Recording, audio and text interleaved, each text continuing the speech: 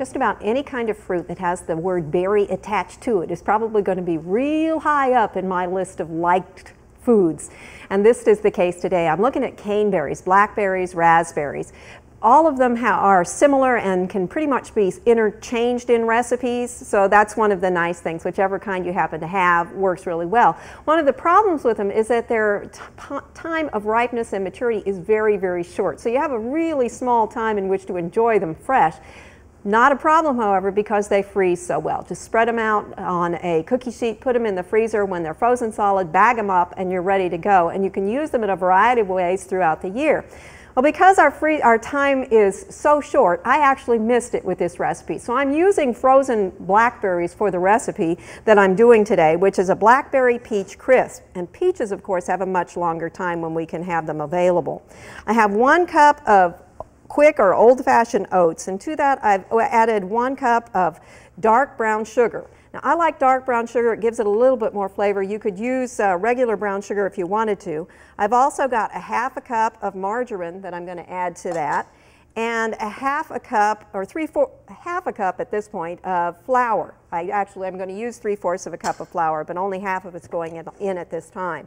What I'm going to do is make a topping for the crisp out of this, and I'm going to blend these together with the equipment here we've got, and keep working it in until the pastry blender gets it down to the point where you have it, to the point where it actually holds together. If you kind of squish it together, almost like a ball. Not real tight, but just kind of a loose ball. You can see it's gotten to the point now where if I squish it together a little bit, it holds together, and that's what you're going for. Now at this point, we're going to set that aside and pull over the blackberries. Now, if you have all blackberries, that's great. These were frozen and they're pretty much thawed. If you have a mix of blackberries and raspberries, which is what I did on the one that I did ahead, that's fine. You could even substitute and do some strawberries or some blueberries in here.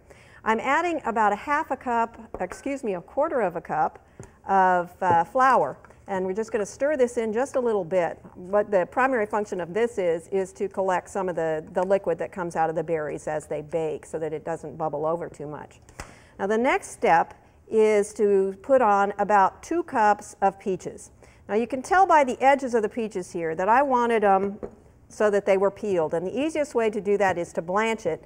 And what that means is putting the peaches that are ripe into boiling water for no longer than 30 seconds. And these probably could have been a little bit less, and we would have had a little bit less of that dark edge around them. It took me about 3 peaches to get the amount I want, but it's kind of flexible depending on the size of your pan and some things like that. But 3 peaches seems to work fairly well for the medium-sized peach. Now the next step, we're simply going to take this topping that we made and sprinkle it over the top of the crisp.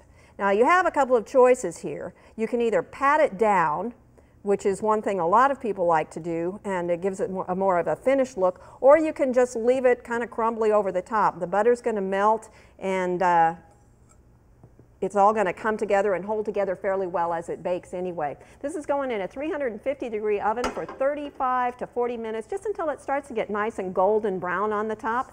And what you can see here is what you get when you're done. This is peaches, blackberries, and raspberries mixed together in this one.